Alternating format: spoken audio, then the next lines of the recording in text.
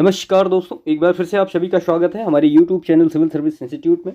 तो आज Indian geography में जो हमारा सेशन है वो भारत की प्रमुख नदियाँ, ठीक है, या आप कह सकते हैं कि इंडियन रिवर सिस्टम।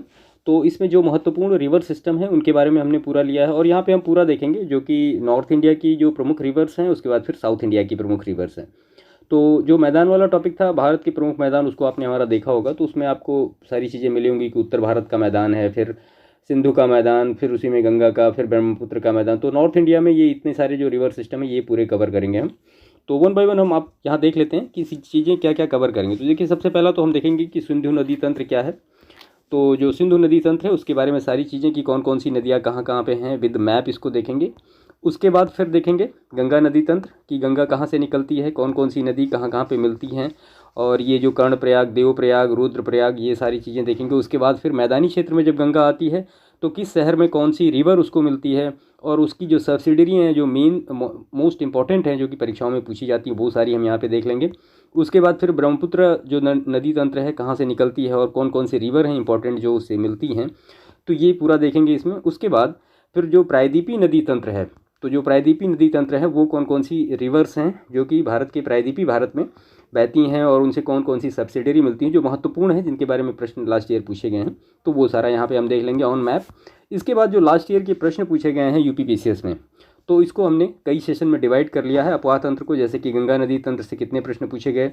उसके बाद फिर आपको यहाँ पे मिलेगा कि ब्रह्मपुत्र नदी तंत्र से कितने प्रश्न पूछे गए, वो सारे ले लेंगे हम यहाँ पे।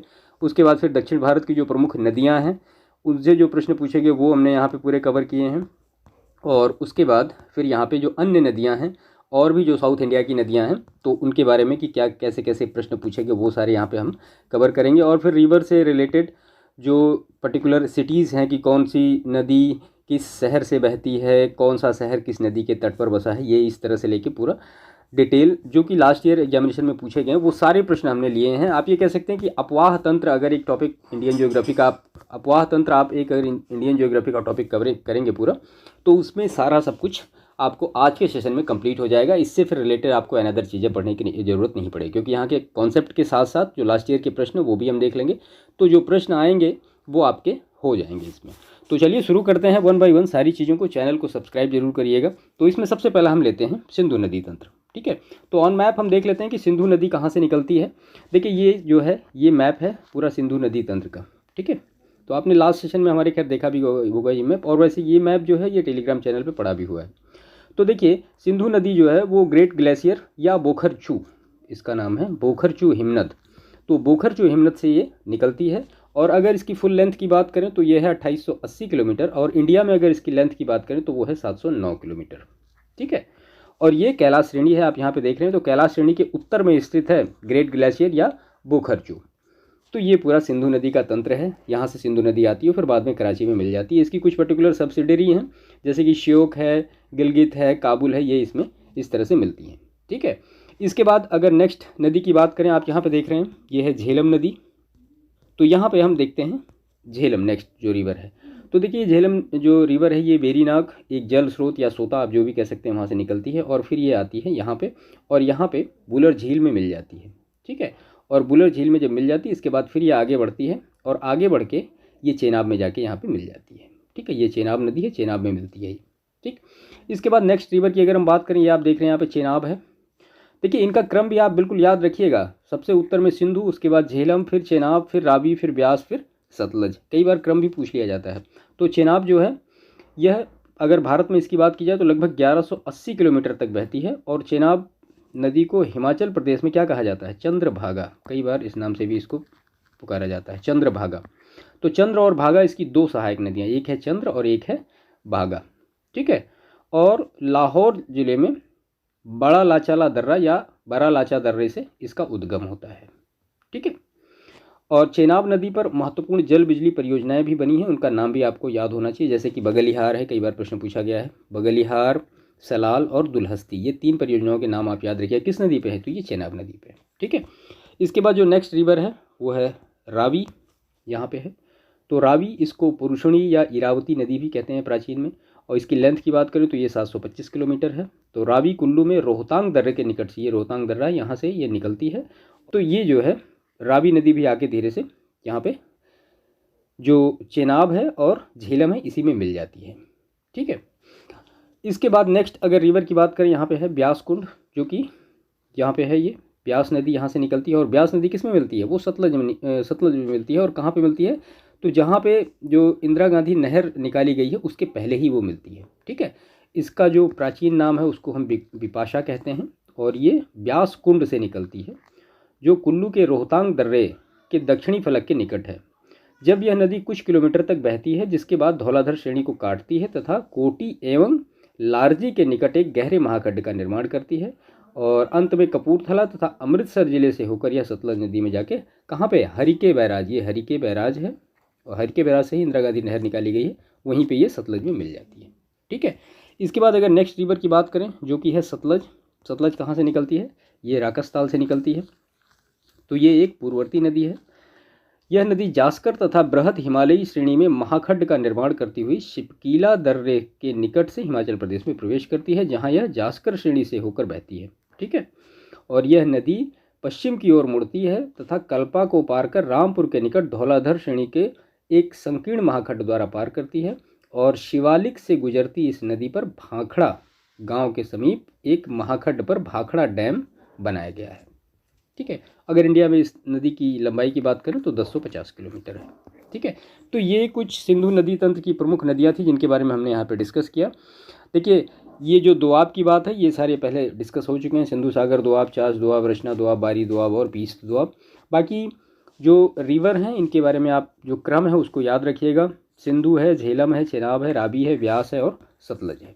ठीक है, तो ये पूरा था, डिटेल था जो सिंधु नदी तंत्र का था, जो कि यहाँ पे डिस्कस हुआ। इसके बाद हम देखते हैं गंगा नदी तंत्र। ठीक है, तो गंगा का जो उद्गम होता है वो गोमुख से होता है। ये माना दर्रे के पास है। माना दर्रा कहाँ पे? उत्तराखंड में है।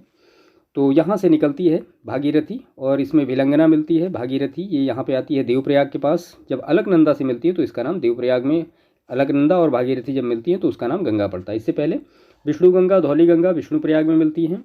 उसके बाद अलकनंदा नाम से ये आगे बढ़ती है, और कर्णप्रयाग में अलकनंदा और पिंडारी यहाँ पे मिलती हैं कर्णप्रयाग में। मंदाकिनी और अलकनंदा रुद्रप्रयाग में मिलती हैं। उसके बाद फिर ये अलकनंदा और भागीरथी कहाँ मिलती है? देवप्रयाग में मिलती हैं।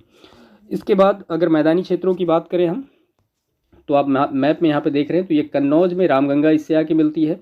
उसके बाद इलाहाबाद में यमुना आके मिलती है। तो यमुना की ये जो है एक मेन रिवर है यमुना की। काली नदी यमुना की सहायक नदी है। उसके बाद बनास है, चंबल है, काली सिंध, ये किसकी सब सहायक नदी? यमुना की सहायक नदी। बेतवा यमुना की सहायक नदी है। केन जो है यमुना की सहायक नदी है। तमसा जो है ये यमुना की सहायक नदी है। ठीक है, उसके बाद फिर यहाँ गाजीपुर में आके गोमती मिलती है। घाघरा जो है छपरा में जाके मिलती है गंगा से। उसके बाद सोन जो है ये पटना में जाके सोन मिलती है गंगा से। गंडक जो है हाजीपुर में जाके मिलती है गंगा से।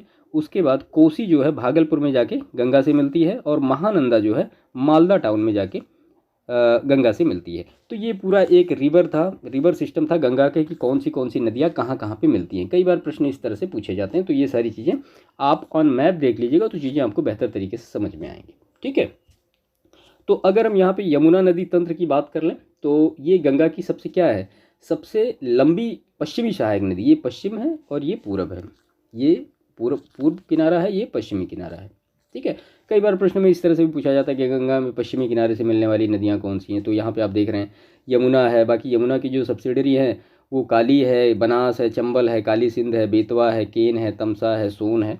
और बाकी अगर पूर्वी जो तट से मिलने वाली नदियाँ कौन कौन सी हैं तो वो है रामगंगा है। उसके बाद घाघरा है, गंडक है, कोशी है, महानंदा। तो ये इसको पूरा अच्छी तरीके से आप याद रखिएगा। ठीक है, तो ये पूरा गंगा नदी तंत्र था।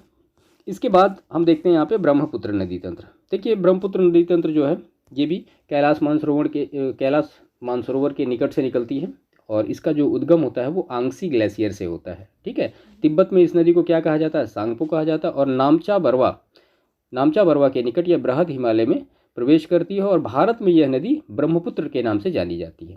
ठीक है, असम में पश्चिम की ओर से धुबरी तक ये बहती है, और फिर आगे यहाँ से एक तीक्ष्ण मोड़ लेते हुए ये नीचे आ जाती है। ठीक है, और फिर उस पर गंगा मिलती है, तो बाद में उसका नाम क्या हो जाता है? पद्मा हो जाता है। तो ये पूरा डिटेल था। अब इसमें कुछ महत्वपूर्ण रिवर्स हैं, जैसे कि दिहांग है, देबांग है, ये मिलती है। फिर सदिया में लोहित नदी इससे मिलती है। फिर बूढ़ी दिहांग इसको मिलती है। फिर धनसिरी मिलती है। फिर कापिली मिलती है। फिर बराक नदी ये ब्रह्मपुत्र से मिलती है। सुबनसिरी है, मानस है, तोरशा है, उसके बाद संकोश है और तीस्ता है। ये सारी नदियाँ ब्रह्मपुत्र की क्या है, सहायक नदियाँ हैं जिनके बारे में प्रश्न पूछे गए हैं। तो आप इनको इस तरह से याद रखिएगा, पूर्वी किनारे या उत्तरी किनारे की नदी और दक्षिणी किनारे की नदी, या पूर्व से पश्चिम इनका क्रम क्या हो सकता है, हमने लास्ट सेशन में अपने डिस्कस किया। तो वो सारी चीज़ें आप इसको अच्छी तरीके से याद रखिएगा, ठीक है। तो ये पूरा डिटेल हो गया। वैसे यहाँ पे पूर्व से पश्चिम का क्रम भी लिखा हुआ है। तो ये तीनों नदियाँ जो हैं, जैसे कि सिंधु है, गंगा है और ब्रह्मपुत्र नदी है, तो इन तीनों के बारे में यहाँ पे हमने डिस्कस किया।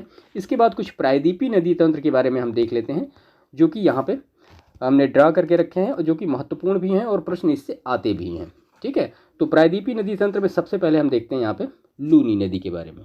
ये आपकी लूनी नदी है। तो लूनी नदी अजमेर के निकट से अरावली श्रेणी से निकलती है और इसके बाएं तट पे अनेक सहायक नदियाँ, जैसे कि इसकी सहायक नदियाँ बांदी है, सुकरी है, जवाई है, आकर मिलती हैं इससे। और वे नदियाँ जो अजमेर के दक्षिणी अरावली के पश्चिम पार्श्व को अपवहित करती हैं।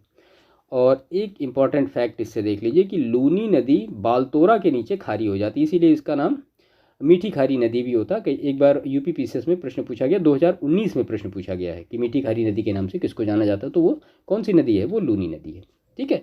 इसके बाद नेक्स्ट अगर रिवर के बारे में आप देखें यहाँ पे, तो ये बनास है। बनास हमने पहले भी देखा था। तो ये कहाँ से निकलती है, माउंट आबू से निकलती है और पालमपुर होते हुए कच्छ के दलदल में जाके मिल जाती है, ठीक है। उसके बाद जो नेक्स्ट रिवर है ये साबरमती नदी है।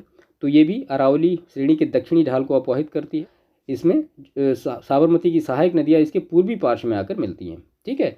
इसके बाद नेक्स्ट अगर आप यहाँ पे देख रहे हैं, यह है माही नदी। तो इसका स्रोत कहाँ है, मध्य प्रदेश में विंध्य पहाड़ियों से है। इसके बाद आप नेक्स्ट अगर देखें यहाँ पे शरावती नदी है। तो शरावती नदी कहाँ से कहाँ निकलती है, शरावती नदी कर्नाटक के शिमोगा से निकलती है और गरसोपा जलप्रपात उत्पन्न करती है। गरसोपा नाम याद रखिएगा, किस नदी पर है ये, तो ये शरावती नदी पर, ठीक है। इसके बाद आप यहाँ पे देख रहे हैं नर्मदा है, ताप्ती है। तो इसके बीच में सतपुड़ा श्रेणी है। तो सतपुड़ा के उत्तर में नर्मदा है और दक्षिण में क्या है, ताप्ती है। तो नर्मदा नदी जो है ये मैकाल पहाड़ियों में कहाँ से निकलती है, अमरकंटक पठार से निकलती है, ठीक है। और जबलपुर के निकट धुआंधार जलप्रपात जो है वो नर्मदा नदी पर ही है। उसके बाद अगर तापी की बात करें, या कहीं कहीं ताप्ती लिखा होता है, तो तापी जो है 700 किलोमीटर लंबी है और इसका अपवाह बेसिन कितना है, तो वो लगभग 66,000 किलोमीटर के आसपास है। और ये निकलती है सतपुड़ा से, ठीक है। सतपुड़ा के समानांतर पश्चिम की ओर बहती हुई ये बहती रहती है और फिर खंभात की खाड़ी में जाके मिल जाती है। इसके बाद अगर नेक्स्ट रिवर की हम बात करें, तो यहाँ पे आप देख रहे हैं स्वर्णरेखा नदी है। स्वर्णरेखा नदी कहाँ है, ये यहाँ पे है। ये स्वर्णरेखा है, उसके ऊपर फिर दामोदर है। उसके बाद फिर ये महानदी है। महानदी छत्तीसगढ़ बेसिन से निकलती है और हीराकुंड बांध इसी पर बना हुआ है, ठीक है। इसके बाद नेक्स्ट ये बात करें तो गोदावरी है। गोदावरी कहाँ से निकलती है, तो ये भारतीय प्रायद्वीप की सबसे बड़ी नदी है और इसे वृद्ध गंगा या बूढ़ी गंगा के नाम से भी जाना जाता है। पश्चिमी घाट में नासिक से निकलती है ये, त्र्यंबकेश्वर पहाड़ी से। अगर इसके सहायक नदियों की बात करें बाएं तट की, तो कौन कौन सी हैं, तो पूर्णा है, मनेर है, पेनगंगा है, प्राणहिता है, इंद्रावती है, ताल है, सबरी है। और इसके दाहिने तट की जो प्रमुख नदी है वो है मंजरा, याद रखिएगा। मंजरा गोदावरी के दाहिने तट से आके मिलती है, ठीक है। इसके बाद फिर यहाँ पे अब देखते हैं कृष्णा। ये कृष्णा निकलती है कहाँ से, महाबलेश्वर के निकट से निकलती है। कोयना और घाट प्रभा इसमें आके मिलती हैं और उत्तर में भीमा तथा दक्षिण में तुंगभद्रा इसकी सहायक नदियाँ हैं, ठीक है। इसके बाद अगर नेक्स्ट इंपॉर्टेंट रिवर की हम बात करें तो वो है कावेरी। तो कावेरी गंगा की तरह पवित्र नदी है एक, और इसको दक्षिण की गंगा कहा जाता है। तो दक्षिण की गंगा गोदावरी को नहीं कावेरी को कहा जाता है, याद रखिएगा, ठीक है। और इसी नदी पर कृष्ण सागर जलाशय का निर्माण हुआ है, ठीक है। अमरावती नदी आप यहाँ पे देख रहे हैं। तो ये अमरावती किसकी सहायक नदी, कावेरी की सहायक नदी है। इसका जो उद्गम होता है वो केरल में होता है। और ताम्रपर्णी नदी एक होती है, यहाँ पे है ये ताम्रपर्णी नदी। तो ये जो है पश्चिमी घाट के पालनी पहाड़ियों के ढाल से निकलती है, मदुरै से गुजरती है। तो ये कुछ प्रायद्वीपीय भारत की महत्वपूर्ण नदियाँ थी जिनके बारे में प्रश्न अक्सर पूछे गए, तो वो वहाँ पे हमने डिस्कस किया। बाकी इस मैप में तो खैर बना पूरा है। तो ये सारी चीज़ें हैं। देखिए प्रश्न मतलब गोदावरी के बारे में कई बार पूछा गया कि कहाँ से निकलती है और इसकी सहायक नदी क्या है। तो आप वैसे मैं आपसे कहूँगा एक बार नोट कर लीजिए, मैं आपको बता देता हूँ। गोदावरी निकलती है त्र्यंबकेश्वर पहाड़ी, नासिक, महाराष्ट्र से। लेंथ की बात करें तो 1465 किलोमीटर। और इसकी सहायक नदियाँ कौन कौन सी, मंजरी, पेनगंगा, वर्धा, बेनगंगा, इंद्रावती, सबरी, प्राणहिता। प्राणहिता बहुत महत्वपूर्ण है, कई बार पूछा गया है, ठीक है। अगर आप कृष्णा की बात करेंगे तो कृष्णा नदी जो है महाबलेश्वर के निकट से निकलती है। ये महाराष्ट्र में है। 1400 किलोमीटर इसकी लंबाई है। इसकी अगर सहायक नदियों की बात करें तो कोयना, घाटप्रभा, मालप्रभा, भीमा, तुंगभद्रा, मूशी, मुनेरू, तो ये जो है ये कृष्णा की सहायक नदी है। अगर आप नर्मदा की बात करेंगे तो नर्मदा कहाँ से निकलती, तो ये अमरकंटक पठार से निकलती है। हमने इसके बारे में डिस्कस किया है। तो इसकी जो लंबाई है वो 1310 किलोमीटर। हिरण, ओरसांग, बरना, कोलार, बुरनेर, तावा, कुंडी, ये सारी नर्मदा की सहायक नदियां हैं। महानदी की अगर आप बात करें तो ये दंडकारण्य पठार, यहाँ पे आपने देखा था, हमने लास्ट सेशन में इसको डिस्कस किया था, छत्तीसगढ़ यहाँ से निकलती है। 857 किलोमीटर लंबी है ये। ईब, मांड, हंसदेव, शिवनाथ, ओंग, जोंक, तेल, सिंदूर, ये किसकी सहायक नदी है, ये महानदी की है। अगर आप कावेरी की बात करेंगे जिसको कि दक्षिण की गंगा कहा जाता है, तो कावेरी जो है ये निकलती है ब्रह्मगिरी कर्नाटक से। 800 किलोमीटर की लंबाई इसकी है। इसकी सहायक नदी है हेरंगी, हेमावती, लोकपावनी, शिमशा, अर्कावती, काबनी, भवानी, अमरावती। ठीक है, अमरावती के बारे में एक दो बार पूछा गया है कि किसकी सहायक नदी है, तो वो कावेरी की है। उसके बाद अगर तापी के बारे में खैर आपने देखा ही है।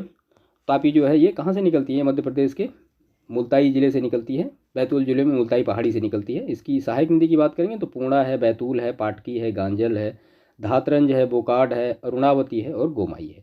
तो ये कुछ महत्वपूर्ण रिवर्स थी साउथ इंडिया की या प्रायद्वीपीय भारत की, जिसके बारे में प्रश्न अक्सर पूछे गए हैं। ठीक है, तो यहाँ पे जो इंपॉर्टेंट रिवर्स थी उनके बारे में हमने सारा डिस्कस किया। गंगा है, ब्रह्मपुत्र है और सिंधु नदी तंत्र का पूरा डिटेल देखा कि कौन सी नदी का उद्गम कहाँ पे है और कितनी सहायक नदियाँ कैसे कैसे उससे मिलती हैं। अब इसके बाद हम इसके लास्ट ईयर के प्रश्न देख लेते हैं कि अपवाह तंत्र से रिलेटेड प्रश्न कौन कौन से पूछे गए हैं। तो यहाँ पे आपको सारी चीज़ें और अच्छी तरीके से क्लियर हो जाएंगी। ठीक है, तो ये गंगा नदी से रिलेटेड सारे फैक्ट हैं। तो गंगा नदी से प्रश्न क्या क्या पूछे गए, पहला कथन दिया गया, उसके बाद कारण है। गंगा बहुत ही प्रदूषित नदी है। कारण, जो नदी जितनी पवित्र होती है वह उतनी ही अधिक प्रदूषित होती है। तो ये कोई कारण तो है नहीं, तो प्रदूषित है ठीक है, लेकिन ये जो है इसका कोई रीज़न नहीं है कि जो नदी जितनी शुद्ध होगी वो उतनी ही अधिक प्रदूषित होगी। तो यहाँ पे ए सही है, आर गलत है। और ये सत्य कथन दिया गया है जो कि हमने मैप में देखा कि देवप्रयाग कहाँ, अलकनंदा भागीरथी नदी के संगम पे है, रुद्रप्रयाग अलकनंदा मंदाकिनी के संगम पे है और अलकनंदा जो है बद्रीनाथ से होकर बहती है। तो ये तीनों फैक्ट हमने मैप में देखे हैं, सारी चीज़ें क्लियर हैं। गंगा नदी उदाहरण है किसका, तो ये पूर्ववर्ती अपवाह का उदाहरण है। देखिए, पूर्ववर्ती अपवाह का मतलब होता है कि ये हिमालय के उदय से पहले से बहती आ रही हैं। ठीक है, तो धीरे धीरे जैसे हिमालय का उदय होता गया और इन्होंने धीरे धीरे जो है पहाड़ों को काटना शुरू किया और वो अपना जो मूल स्थान है या अपना जो रास्ता है उन्होंने बनाए रखा है। तो इसी को कहते हैं पूर्ववर्ती अपवाह। बांग्लादेश में गंगा नदी को किस नाम से पुकारा जाता है, तो वो पद्मा नाम से पुकारा जाता है। सुंदरबन डेल्टा का निर्माण करने वाली नदियाँ कौन कौन सी हैं, तो वो गंगा और ब्रह्मपुत्र हैं। गंगा की जलोढ़ मृदा की गहराई भूमि सतह के नीचे लगभग कितने, तो 6000 मीटर तक होती है। उसके बाद ये स्थल और नदियों का संगम दिया गया है जो कि हमने मैप में देखा। तो रुद्रप्रयाग, अलकनंदा, मंदाकिनी, ये प्रश्न ही पूछा गया था इस तरह से। नंदप्रयाग, अलकनंदा, नंदाकिनी, कर्णप्रयाग, अलकनंदा पिंडर और देवप्रयाग, अलकनंदा भागीरथी। भारत की सबसे बड़ी वाह नदी कौन सी है, तो वो गंगा है। और पूर्वी धौली गंगा सहायक नदी है किसकी, तो वो काली नदी की सहायक नदी है। केदारनाथ से रुद्रप्रयाग के मध्य प्रवाहित होने वाली नदी कौन सी है, तो वो है मंदाकिनी। अलकनंदा तथा भागीरथी का संगम होता है तो कहाँ पे होता है, देवप्रयाग में। मंदाकिनी नदी जल प्रवाह अथवा मुख्य नदी संबंधित है तो वो अलकनंदा से।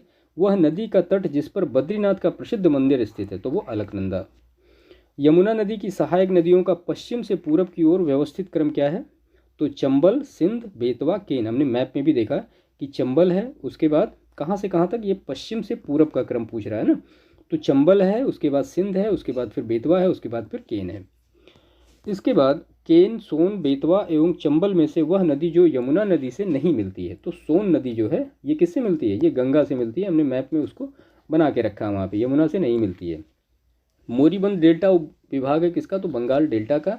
और गंगा नदी की एकमात्र सहायक नदी जिसका उद्गम मैदान में है तो ये गोमती में, गोमती नदी का जो है उद्गम मैदान में है। और गोमती नदी गंगा में कहाँ पे मिलती है, तो वो भी हमने मैप में देखा, तो वो गाजीपुर में मिलती है। इसके बाद कथन है, दिल्ली और आगरा के मध्य वर्ष के अधिकांश समय में यमुना नदी मृत हो जाती है।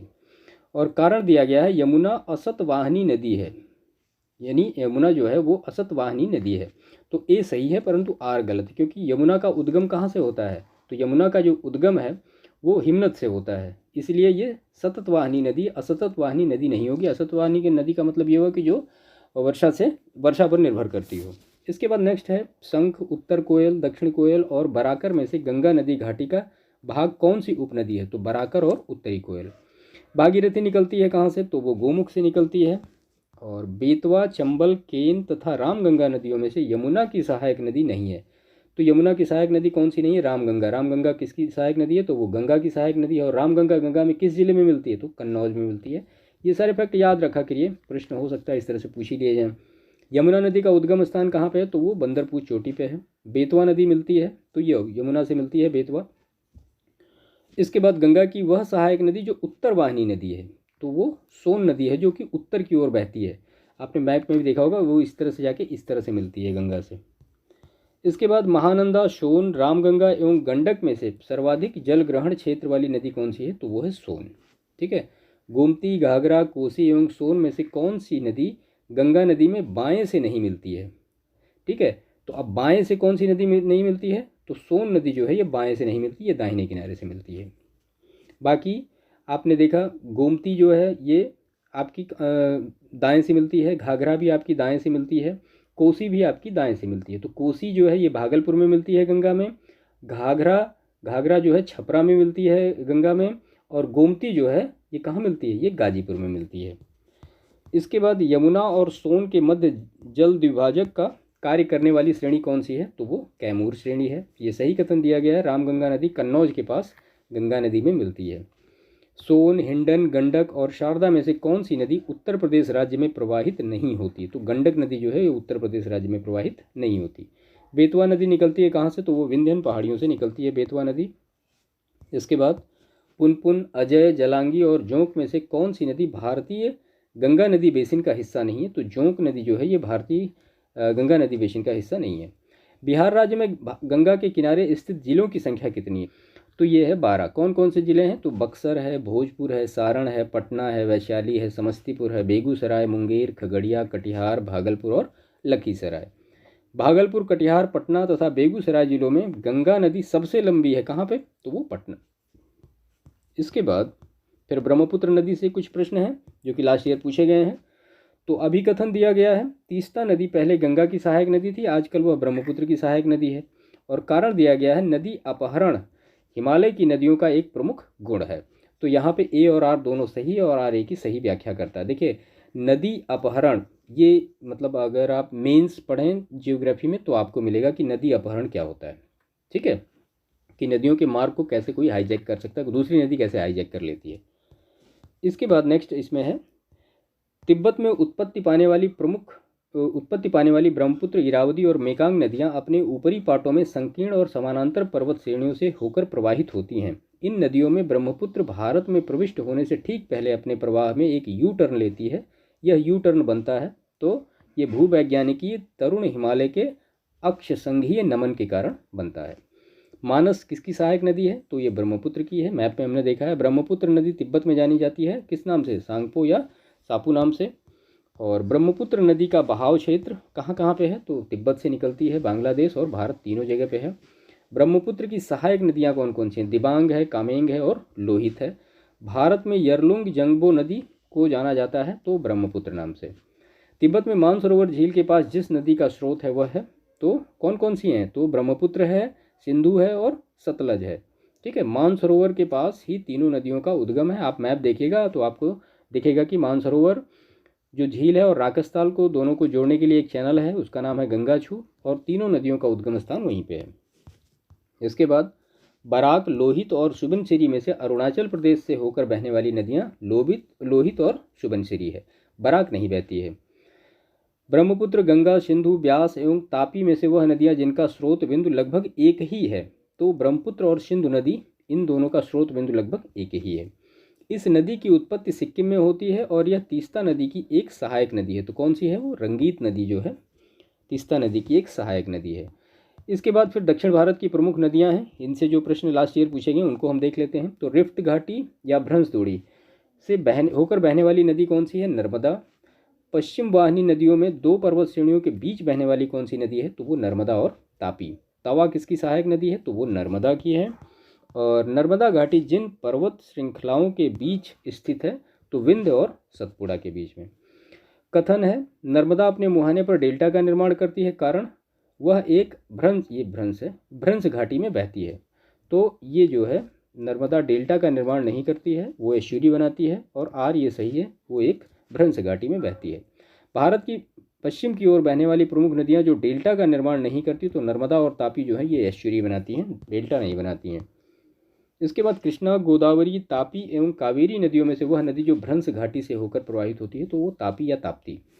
कथन है पश्चिमी घाट की नदियां डेल्टा का निर्माण नहीं करती, कारण छोटे मार्ग से तीव्र गति से कड़ी कठोर चट्टानों के ऊपर प्रवाहित होती हैं। तो ये बिल्कुल सही है। जो पश्चिमी घाट है, यहाँ की जो नदियाँ हैं वो डेल्टा का निर्माण नहीं करती हैं, कारण उसका वही है कि वो कठोर चट्टानों के ऊपर से बहती हैं। इसके बाद फिर कथन और कारण है।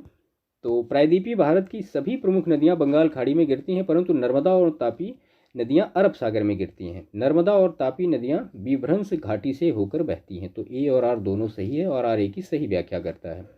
नर्मदा नदी पश्चिम की ओर बहती है, जबकि अधिकांश अन्य प्रायद्वीपीय बड़ी नदियाँ पूर्व की ओर बहती हैं, क्योंकि यह एक रेखीय विभ्रंश घाटी में विस्तृत है और यह बिंद और सतपुड़ा के बीच बहती है। ये कथन सही है। इसके बाद राजनांदगांव, रायपुर, बस्तर एवं कोरबा जनपदों में से नर्मदा बेसिन का भाग है, तो राजनांदगांव। गोदावरी, ताप्ती, कृष्णा एवं महानदी में से अरब सागर में गिरने वाली नदी कौन सी है, तो वो ताप्ती है।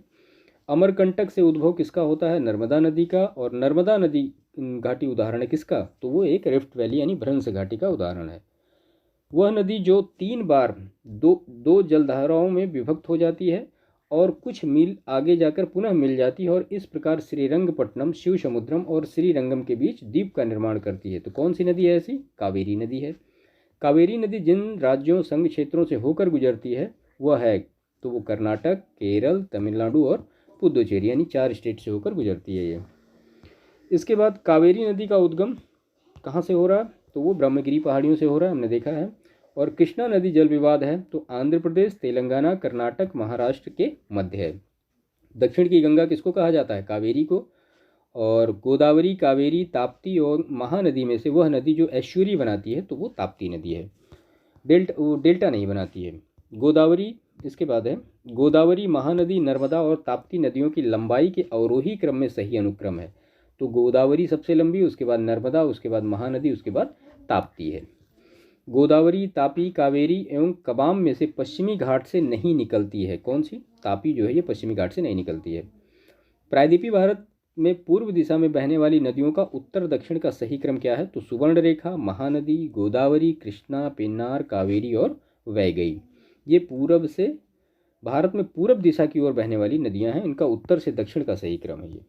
इसके बाद लंबाई के दृष्टिकोण से नदियों का घटता क्रम, यानी सबसे लंबी से आरंभ होकर सबसे छोटी तक, तो गोदावरी सबसे लंबी है, कृष्णा, नर्मदा और महानदी।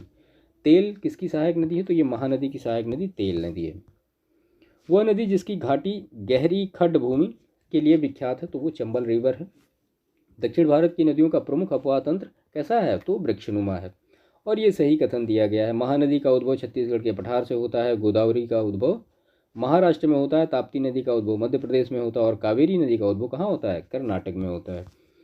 इसके बाद सोन नदी तथा महानदी निकलती है, तो सोन नर्मदा अमरकंटक से, महानदी सिहावा पहाड़ी से निकलती है। तो सोन और नर्मदा अमरकंटक पठार से निकलती है और महानदी कहाँ से निकलती है, सिहावा पहाड़ी से। नर्मदा, ताप्ती, मांडवी एवं महानदी में से वह नदी जो एस्चुरी नहीं बनाती, तो महानदी क्या है, ये एक डेल्टा बनाती है, पूर्वी घाट पर गिरती है।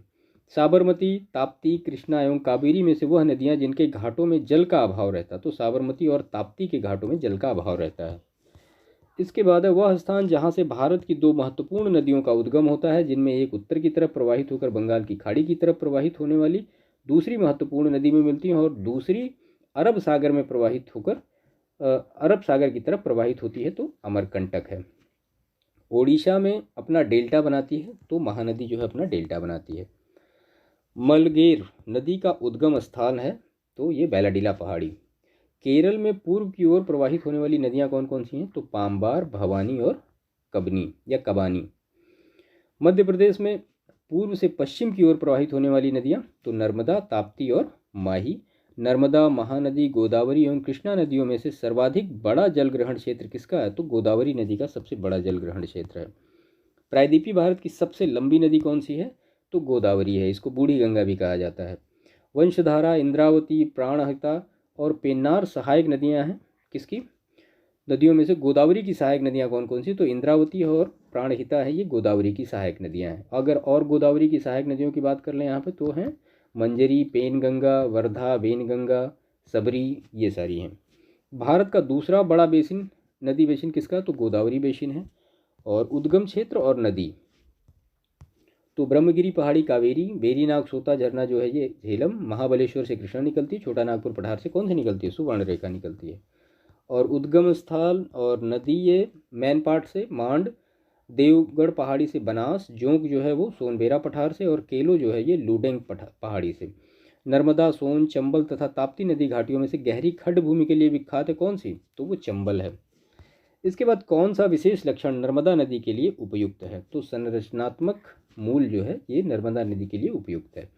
ब्राह्मणी, नागावली, सुवर्ण रेखा और वंशधारा में से कौन सी नदियाँ पूर्वी घाट से निकलती हैं, तो नागवली और वंशधारा नदियाँ पूर्वी घाट से निकलती हैं। ज्वालामुखी मूल, वायुमूल, संरचनात्मक मूल एवं हिमानी मूल में से वह लक्षण जो नर्मदा नदी के लिए उपयुक्त है, तो संरचनात्मक मूल लक्षण नर्मदा नदी के लिए उपयुक्त है। इसके बाद कुछ अन्य नदियों से प्रश्न हैं और भी यहाँ पे देख लेते हैं कि सहायक नदी और नदी। तो सहायक नदी इससे रिलेटेड जो रिवर है तो पेनगंगा वर्धा की है, शिवनाथ महानदी की है, बराकर दामोदर की है, और भवानी किसकी है, कावेरी की है। हमने इससे पहले सारी चीज़ें डिस्कस करके रखी हैं। जैसे कावेरी की जो सहायक नदियाँ जो जिनके बारे में प्रश्न पूछे जाते हैं तो वो हैं हेरांगी, आप नोट भी कर लीजिए, हेमवती, लोकपावनी, शिमशा, अर्कावती, काबनी, भवानी, अमरावती। अगर दामोदर की बात करें तो बराकर इसकी सहायक नदी है। महानदी की बात करें तो इसकी जो सहायक नदी है ईब, मांड, हंसदेव, शिवनाथ, ओंग, जोंक, तेल, सिंदूर, इस तरह से ऐसे आप याद कर लीजिए क्योंकि प्रश्न है कहीं से भी आ सकते हैं। और जो वर्धा है, वर्धा इसकी जो सहायक नदी कौन सी है, पेनगंगा है। पेनगंगा, वर्धा, ये सब गोदावरी की सहायक नदी हैं। सॉरी, यहाँ गोदावरी होना चाहिए, वर्धा नहीं होना चाहिए, ठीक है, क्योंकि गोदावरी की जो सहायक नदी कौन कौन सी हैं वो है मंजरी, पेनगंगा, वर्धा, वेनगंगा, इंद्रावती, सबरी, प्राणहिता। तो ये वर्धा यहाँ पे गलत लिखा है, यहाँ गोदावरी होना चाहिए, ठीक है, इसको सही कर लीजिएगा। इसके बाद सहायक नदियाँ और फिर नदियाँ दी गई हैं तो बेतवा यमुना की सहायक नदी है, छिप्रा चंबल की है, बेनगंगा गोदावरी की है, तवा नर्मदा की है। उसके बाद फिर सहायक नदी और नदी दी गई तो हेमावती कावेरी की है, मालप्रभा कृष्णा की, मंजरा गोदावरी की, प्राणहिता किसकी है, गोदावरी की है। देखिए इस तरह से प्रश्न आते हैं तो जो मतलब इंपॉर्टेंट हैं जैसे कि गोदावरी है, कृष्णा है, महानदी है, नर्मदा है, कावेरी है, तापी है, इनके बारे में जो 8-8, 7-7 जो उनकी सब्सिडरी रिवर हैं उनके बारे में नाम आप बिल्कुल याद कर लीजिए अच्छी तरीके से कि आए प्रश्न और आप तुरंत उसको टिक करें, सोचने वाला काम ना रहे। यहाँ पे प्रश्न आते ही आप देख रहे हैं। खैर, सिंधु नदी प्रणाली के संदर्भ में चिनाब, झेलम, रावी, सतलज नदियों में से 3 नदियाँ इनमें से किसी एक नदी में मिलती हैं जो सीधे सिंधु नदी से मिलती है। निम्नलिखित में से वह कौन सी नदी है जो सिंधु नदी से सीधे मिलती है। तो आपने मैप में अच्छी तरीके से देखा होगा कि सिंधु नदी से सीधे कौन सी मिलती है, सतलज मिलती है, ये सिंधु नदी आ रही है। बाकी यहाँ पे रावी, व्यास, चेनाब, झेलम तीनों मिल के ही आती हैं ना, इसमें सब कहाँ मिलती हैं, ये सब सतलज में मिलती है और सतलज जाके सीधे सिंधु में मिल जाती है। उसके बाद नेक्स्ट है ताप्ती, कृष्णा, लूनी और नर्मदा में से भूमि बंधित नदी कौन सी है, तो लूनी नदी है। हिमालय की सभी श्रेणियों को काटने वाली नदी कौन सी है, तो वो सतलज है। दूध गंगा नदी अवस्थित है कहाँ पे, जम्मू कश्मीर, उत्तराखंड और महाराष्ट्र में। हिमाचल प्रदेश से होकर बहने वाली प्रमुख नदियाँ कौन कौन सी हैं, ब्यास, चेनाब, रावी, सतलज और यमुना, ये हिमाचल प्रदेश से बहकर बहने वाली नदियाँ हैं। दामोदर नदी कहाँ से निकाली गई है, तो एडन नहर से निकाली गई है दामोदर नदी। दामोदर सहायक नदी है किसकी, तो वो हुगली की है। गोमती, पेरियार, दामोदर और महानदी में से दामोदर नदी निकलती है छोटा नागपुर के पठार से।